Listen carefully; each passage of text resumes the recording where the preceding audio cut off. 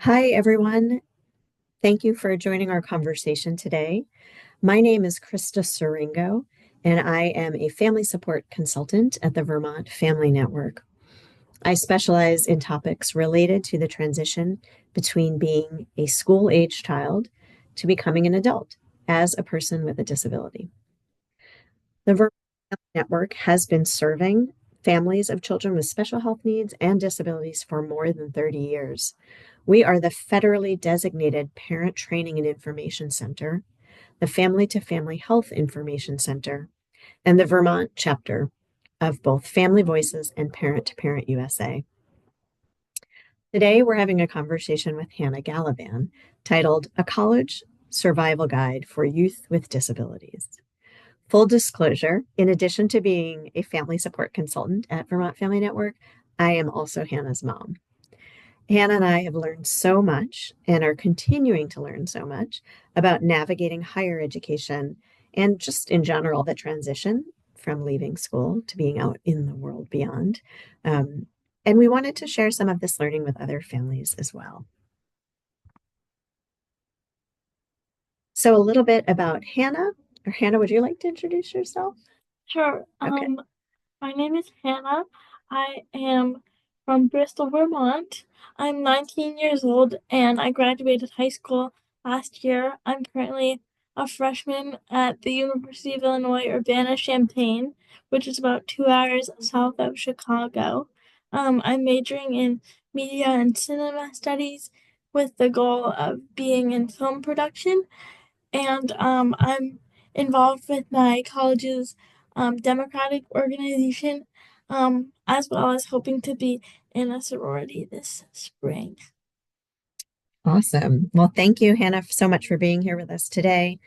I know as your mom that junior and senior year of high school was a big time to be thinking about what would come next. Um, it was definitely exciting and also sometimes stressful. And so I really appreciate you being willing to talk a little bit about your experience so that we maybe can help others going through similar transitions. So I'm going to stop sharing our screen. There we go. So did you always know that you wanted to go to college, or did you think about other options as well? Um, I pretty much always knew that I wanted to go to college, just because the things that I was interested in, I kind of knew that I wanted to further my level of education in those things. And for me, like college was just something that was always talked about when I was younger, and not that I like needed to go. There wasn't ever an expectation that I needed to go. But I was really interested in what it would feel like, and seems like this big milestone for a lot of people. And so it was pretty natural for me to gravitate towards that as my post high school plan. Great. And do you think that your disability, which we haven't talked about at all, and you can talk about that in whatever way you want, but do you think that that influenced your choices or goals? And if so, in what ways? Yeah, I have cerebral palsy and I use a walker and a power chair and sometimes a manual chair. Um, and so I think it definitely impacted like my choices of where I was looking at to go. A lot of people are of the opinion that like you can go wherever you want and they'll have to figure it out once you get there, which is very valid. I know people who have done that and have thrived. But for me, I wanted an experience at school where I didn't have to be an advocate for myself all the time. And so in terms of influencing my like college search, I was very much it got very narrow like very early on because when you search like disability friendly colleges, not a lot comes up. Um, and so it got very narrow from the beginning. Mm.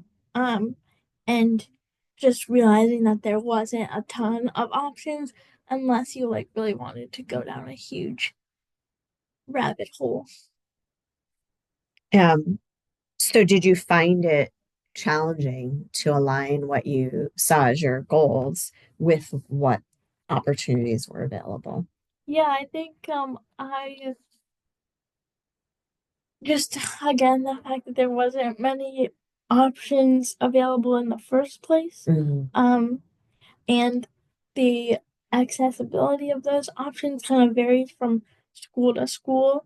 Um and then also just knowing that I wanted to go into a certain major that really wasn't at the top of my mind because I was really focused on being somewhere accessible. But just knowing that like I didn't have the same or I didn't feel like I had the same access to um places Mm. that other people did. Um What would be an example, like of a place that you felt like other people might have access to, but was less accessible for you? I mean it would have been really cool to be in a city. Mm. But cities are just not that accessible all the time. And while they do have great public transit, it can be not always the most reliable. And so in terms of paying to go to school for 4 years, I didn't really feel like it was gonna be worth it if it wasn't accessible. Mm. It was kind of my belief going into it, but it did definitely limit where I was able to look. And a lot of schools on the north in the Northeast, like near Vermont and in Boston and New York and places like that, like none of them were very um promising.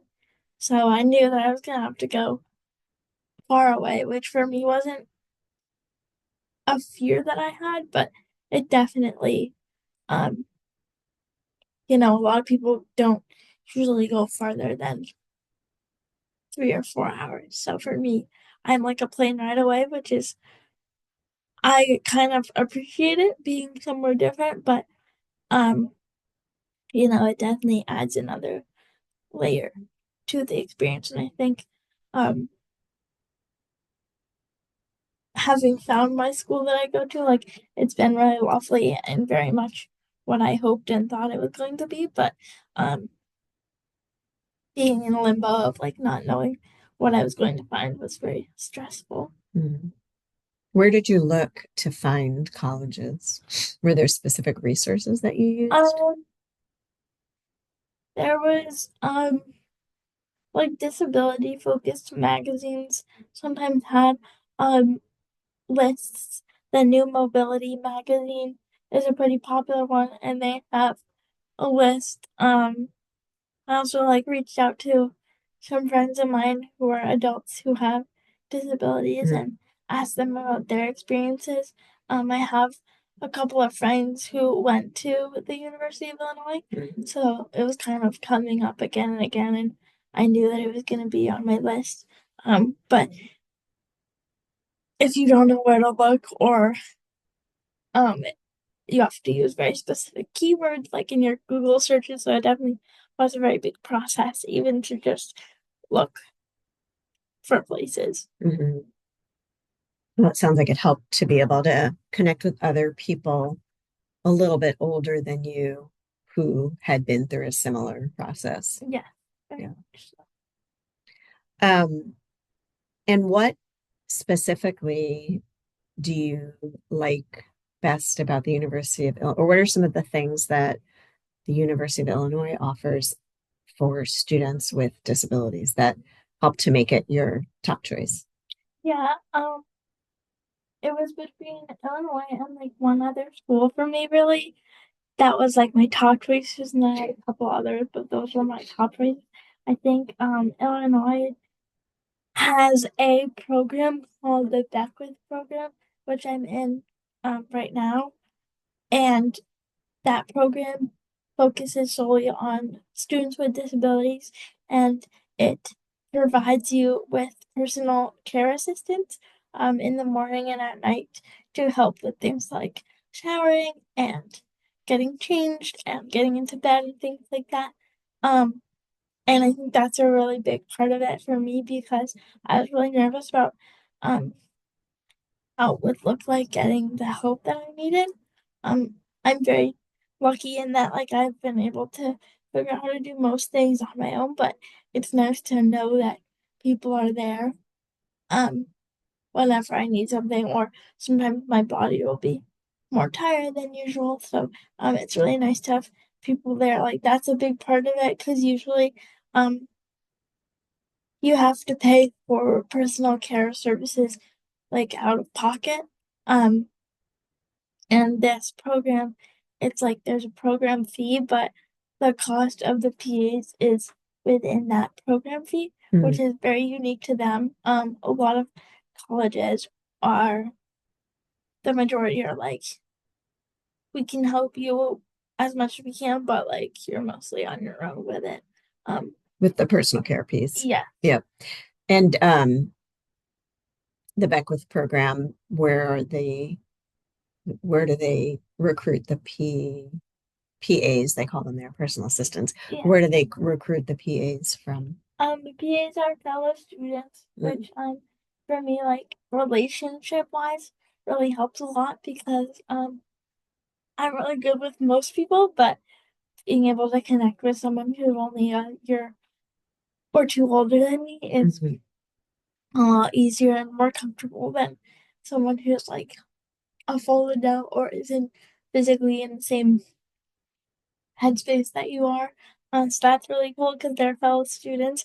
A lot of them are pre-med students or pre um physician's assistant. Like Mm. they want to go to physician's assistant school, and you can get clinical hours by being in this program. So a lot of them um are like STEM majors because they want to go into the medical field.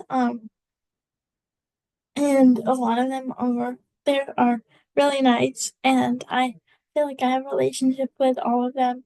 You've become friends with some of them. Yeah, Yeah. which is like really nice because they are there to help and they're really good at that, but they also um are friends, and Mm. we talk about classes and assignments and exams and things like that. So it feels very true to having like a shared experience, which is nice. Mm. Um, when you so it sounds like you've ended up in a pretty great environment. Yeah, Um, I would say out of anywhere that I could have gone, I think this was probably like the best that I was able to find. And I'm really grateful to have the resources to be able to go. so when you think back on the process as a junior and a senior, it sounds like you did some research. I know we helped you with some of Mm-hmm. that. Yeah. You talked to people. Mm-hmm. Um, the other folks that support kids in high school thinking about next steps, like what do you think you wish they knew about how to help folks with disabilities that maybe you figured out on your own that would have been more helpful? Um, um, Everyone has their preferences when it comes to college, and sometimes being having a disability like limits those preferences, which can be hard. But what I learned was that the more people go to a school, the more like resources that they have to support people. Mm. So I think just like having people who support kids know that and saying like you might love a really small liberal arts college, but if you want to be if you want to focus on your like student identity rather than your disabled identity, it might not be the right place just because there's a lot less students, and so you're gonna be like Mm. one of 100 or even less rather than um our like school's disability program called DRES works with students with physical disabilities and invisible disabilities like learning disabilities, all that kind of stuff, and they serve around like 4,200 students. Mm. And That's our a lot. student body is like around 30 or 40,000. So it just makes a difference in terms of like you know that they've been doing it for a long time. They've seen a lot of different kinds of people. They have a lot of supports in place. And not that other colleges wouldn't help you as much as they could. It's just they might not have like the resources in place to help you. So I think that's like a big thing. And just encouraging people that like that is really helpful when you want to narrow it down. Um, and also just knowing that um I think there's a lot of emphasis on like you have the pick of whatever, like more than 100 schools in the US to go to, and people are like, make sure it's the one that you really want, or do your best and make sure it's the one that you really want. But also just like having, if you're like a school counselor and you have a person with a disability who's looking at colleges, like asking, like within accessibility, like what are your priorities inside of that? Like, Mm, is it having personal care assistance figured out? Like, mm, is it having transportation? Is it having this or that? And like helping people find lists, being a little more personalized when it comes to that kind of thing. mm, Um, because I think that would have helped. And then also just like outside of your disability identity, like what else besides accessibility matters? Because you can find a lot of things at a lot of schools, and you're not only your disability. Although when it feels like when you're looking at colleges and it's such a big part of who you are, it can very much feel like that's your end all be all. But there was a lot of other things at my school that I really liked besides the disability stuff, which I think is a even if it's like the most accessible place in the world, like you gotta feel happy about it, you know? mm, And I think my school is really accessible, but I also love the campus and I really like the people. And it has a really big sports scene, which is very fun. And so, like, it was all those things combined. And you shouldn't have to sacrifice, like, your personal happiness. mm, Especially for like the youth, like just don't sacrifice your personal happiness like it's supposed to be for you. mm, And people are going to tell you a lot of different things, and like it's 4 years, which is a long time, but it's also not a long time. And like you want to try to get as much of those 4 years as you can, like as much out of it. And so just make sure that you're still staying true to like what you want and what you like, and just trust that, like go with your gut. If it feels right, it feels right, and if it doesn't, that's okay. hmm. I went to a lot of schools, and a lot of them were You mean great. to visit? Yeah, Hmm. like a lot of them were great, but one of them I didn't like for a couple reasons, and it was kind of disappointing to find somewhere that I didn't like. But then I was like, it's actually helpful because I Mm, know what I don't like, and I think that's okay too. Um, it's a lot about finding the right place, but it's okay to also find the wrong place along the way so that you know like what you need and what you prioritize. Have there been challenges for you, either specifically at your school, or like what have been some of the most challenging parts of the transition Um, out of high school and into college? yeah. I think for me, the amount of like the vocational rehabilitation services, Hmm. um, from state to state are different. Hmm. And I guess I knew that, but not to the extent that they're different. Um, Illinois offers a lot, especially to students that go to this particular school. Hmm. Um, and Vermont Spoke Rehab uh, does a lot, but they um, paying for people's college experiences and things to help them was like a thing that they hadn't done much of. Out of state, Yeah. especially, right? Um, and so I think trying to navigate like getting equipment through rehab and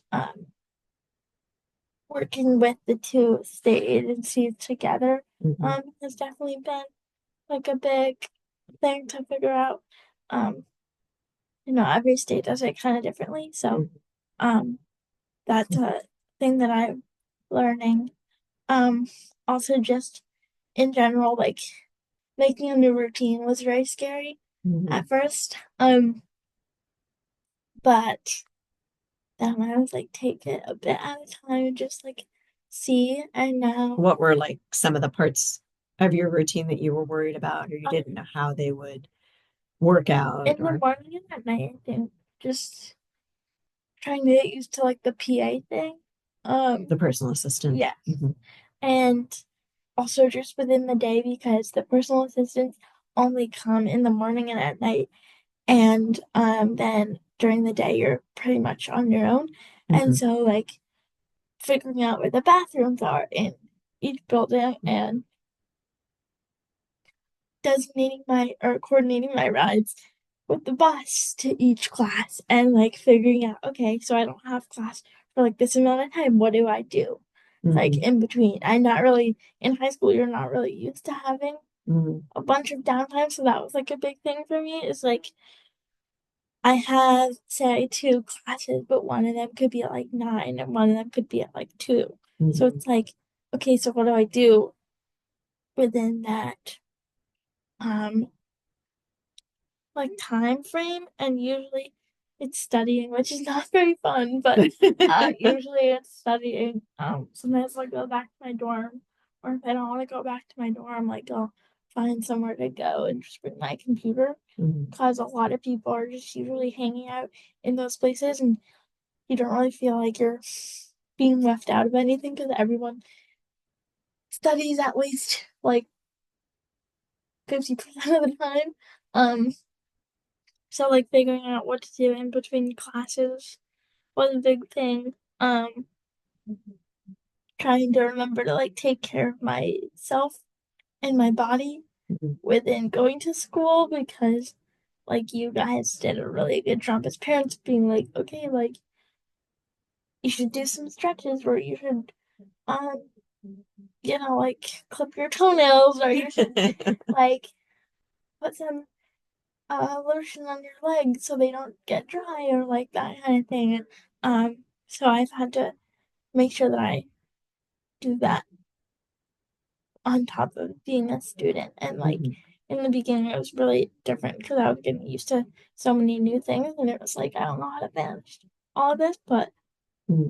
now that I've been there for like a bit, after like 2 months, it was like okay, like I know this feels more like normal, or like I Hmm. have a home Yeah. per se. So that was really nice, and yeah, but there was a lot that like changed, but also I think um And you're making me think about a couple things. One, some of those things are common to anybody going off to college, right? Trying to figure out their new routine and what to do in between classes yeah. and to stay on top of taking care of their physical health and their mental health and their Mhm. emotional health.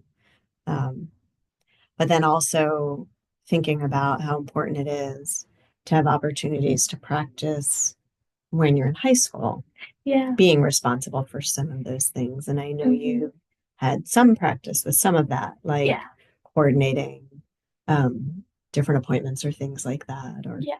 um, but yeah, I think it is a big change when it's Yeah. all up to you. I wish I had more practice with like hiring personal care Mm. people. Hmm. Because I had a lot of support from you guys as my parents, so I didn't really need a ton of personal care assistance. But just knowing that even after college, like I'll need to utilize those people, and I learned through the Beckwith program like how to hire people, which is really great because I had no idea how to do that. And Hmm. but I wish that within like vocational rehab, I think it would be Mm. a really interesting thing to have people because like we Because you're the employer. yeah You're kind of the and boss. You have to learn that.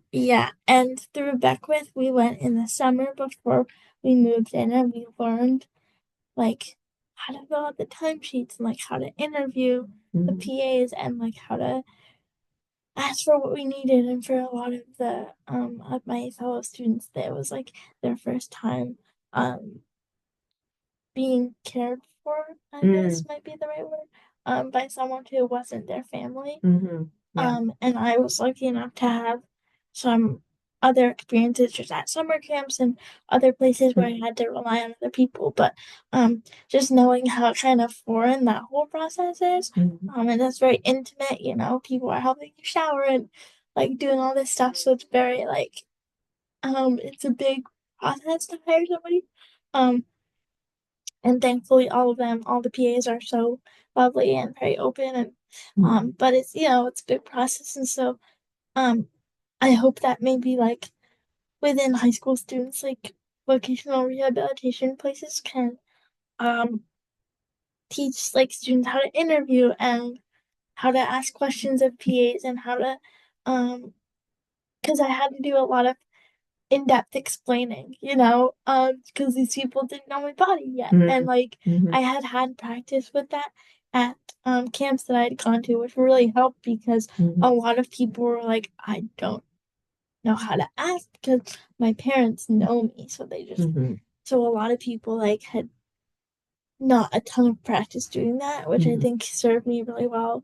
But just like knowing how to ask for things, um, knowing how to hire, like I am their employer, so they sign and fill out PA sheets for me Mhm. that say like the times that they come and then we give them to the PA like person who oversees the PA services Mhm. and he that's how like they get paid.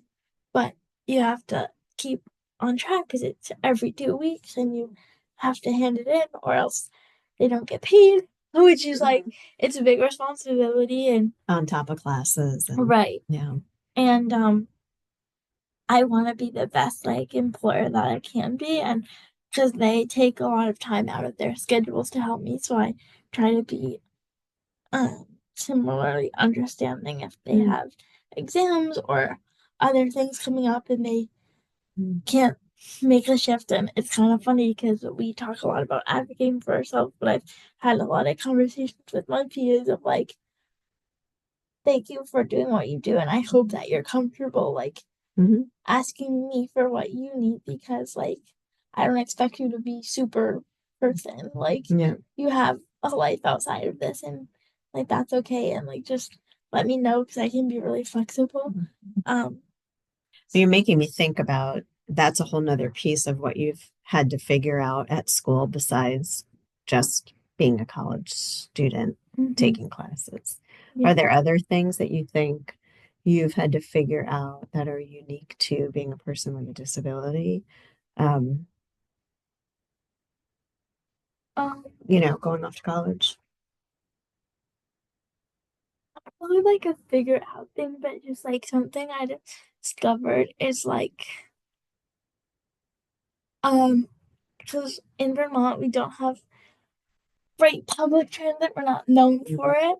Um, it's very rural, so you kind of have to have a car, and I don't have a license, so it's a very involved process to go where I want to go, or you have to rely on other people. And on campus, we have public buses that all are equipped with ramps, and then buses through the DRES, which is our disability center, and they also have buses that run, and like that's been a total game changer for me Mhm. because I can walk or take the bus like basically anywhere that I want to go on campus because most students like it's a big enough campus that you can people pretty much stay there and just like do whatever, go get food and we can take the bus to the movie theater and things like Mhm. that. So just being able to like go places on my own has been really cool. Mhm. Um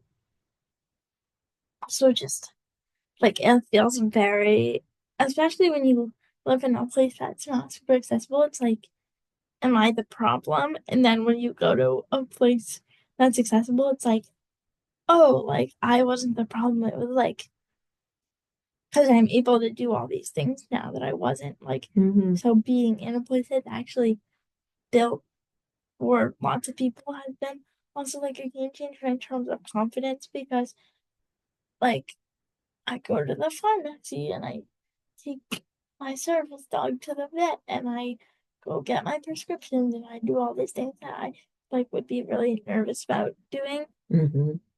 And yeah, otherwise you didn't really have the opportunity or, to practice at yeah, home. Yeah. yeah, yeah. So, but yeah, I definitely there has been, and it's had its shares of ups and downs. Like it hasn't always been perfect, and um, I bet you can attest. Like calling you in a panic because I don't, no, I'm not sure what to do in a specific situation. But I don't think it's really about figuring it all out. It's like Mhm. being as prepared as you feel like you want to be, and then kind of trusting that you're all in the same boat with fellow freshmen, and you're all kind of trying to figure it out, and Mhm. like people are usually more than happy to help and are super lovely and um because my school is such a big disability culture, people are not weirded out. I've had like not one weird conversation. Mhm. People are just super used to it, so that's really nice.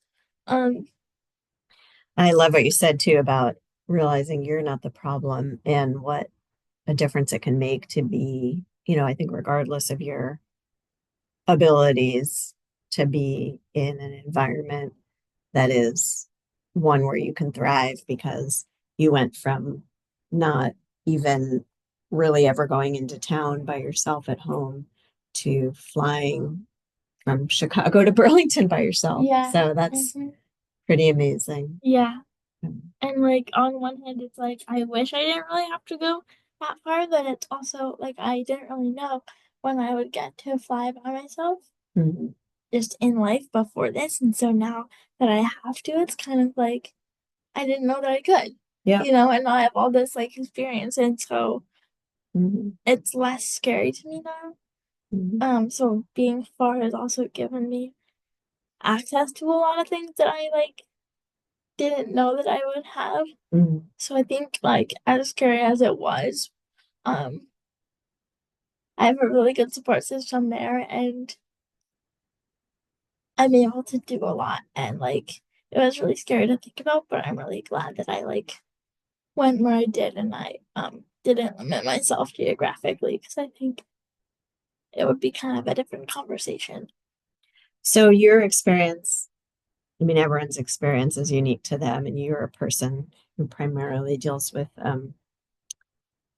physical mobility stuff. Um, can you imagine things that might be helpful for folks to think about if they have an invisible disability or a cognitive Yeah. disability? Or do you have any advice or Um, thoughts that you think are like universal yeah. to Just people, to young people with be disabilities? very like specific. Specificity will help so much when you're asking for accommodations or advocating. Um, we have great access specialists at my school who help to create all those accommodations, and then at my school you send like that letter to all of your professors. Um, but just in general, like if you don't have that, be really specific. Um, Specificity has helped me so much just in if I'm telling people how to transfer and I say something vague and then they're like this and I'm like, nope, can you change it up a little bit? And it works a lot better. So like don't be afraid to be specific with what you need. Like I promise you, if people are really committed to helping, they've heard it pretty much all before. Like they're not gonna be weirded out by your requests. Um You'd be surprised like how many books and like textbooks and assignments can be like we got a whole info sheet about this is how you convert your textbooks into online or Mhm. easier to read or anything like that. So like if that's something that you struggle with, there's even if it's not offered in your school, like there's tons of programs that make it easier to follow along. You can listen to your textbooks. I have a lot of friends who do that. Um, And what if you are someone who doesn't think they're going to go to college or isn't sure, or whose family doesn't know yeah, if that's for them? Do you have any advice, um, just in general, about being a young person with a disability who's about to yeah, graduate from high school? yeah.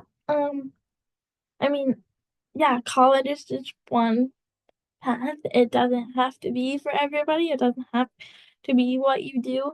Um, I would just say, like, as hard as it is, don't be afraid to go into a room and act like you've been there before. Or just that you're comfortable. And it took me a long time to be confident, but like doing a lot of the advocacy in high school, I think really prepared me to go out into the bigger world and ask for what I needed. You'll surprise yourself for sure, like um with how independent you can actually be in whatever way that looks like for you. And like having a support system is super helpful, of course, where whoever that is, like super helpful. Always have people you can count on or call up, or in my case, sometimes it's outside of a building because my chair died. Um, and having people to just be like, hey, can you come help? And a lot of the things that really scared me, are not so scary anymore because people are so willing to help and be advocates for you. Um, and also just like goals are goals and goals are great, but they don't have to be like your end all be all. Goals change and they evolve. And so if they change for you or you have a different timeline in which you do something, like that's okay. Everyone does things on their own timeline, and so do you. And just being out in the world is an accomplishment, especially for folks with disabilities. Um, and you should be proud that you like graduated high school and got your first like diploma, and that's a really big thing. So obviously, like if you wanna like if you want to go work and do things and go to trade school, like absolutely start planning for that. But you also deserve to be proud of yourself because it's a really big accomplishment. And whatever you do, like you're gonna be awesome and probably prove a lot of people wrong about what you can do. And yeah, just have your support system and don't be afraid to ask for what you need. Um, and also, like, don't forget to be a regular person. Sometimes a lot of the advocacy gets swept up in your personhood, and sometimes I have to put it down for a minute and just do things that are a little silly or like have a have a real human experience. And you can be a great advocate and that's a really good skill to have, but you're also allowed to be a human too. And like don't forget that because that's also important. But Thank yeah, you. I believe in you. I believe in you. Thank you so much, Hannah. I really appreciate you talking with us. Thanks for Um, having me. is there anything else that you wanted to say that I didn't ask you about or that you didn't get to say yet? um oh yeah, and if you're a parent and you're watching this, I hope it helps to hear people who've been through it or are going through it. And like it's really scary. As a parent, I imagine I'm not one, so I can't speak for parents, but having parents who believe in their kids is a game changer. And I was never limited to what people thought I could do in my family. And I think that's what helped me believe that I could go to college and believe that I could do all of this stuff. And so, like, protect your kids and be the best parent that you can. But in the end, like, please believe that they know what's best for them and that you're going to help them get there. And that's totally awesome. But they also know what's best for them. And you're doing a great job as well. Um, and your kid going out into the world is like proof of that. And so I hope as parents you remember like what a good job you're doing. And also that your kids wouldn't be where they are without you. Mm. So Thanks, Anna. yeah. Thanks for having me. So, this is just one of a lot of different kinds of presentations and workshops that we record or do live and then record. And so for folks that are watching, if you would like to check any of those out, if you go to our homepage, which is at the top of the screen here, vermontfamilynetwork.org, you can find our YouTube channel where these are all located. Um, and we also, our contact information is also on the website, and any one of our staff are happy to talk with folks that are looking for some support. So thank you so much for joining us today. Thanks again.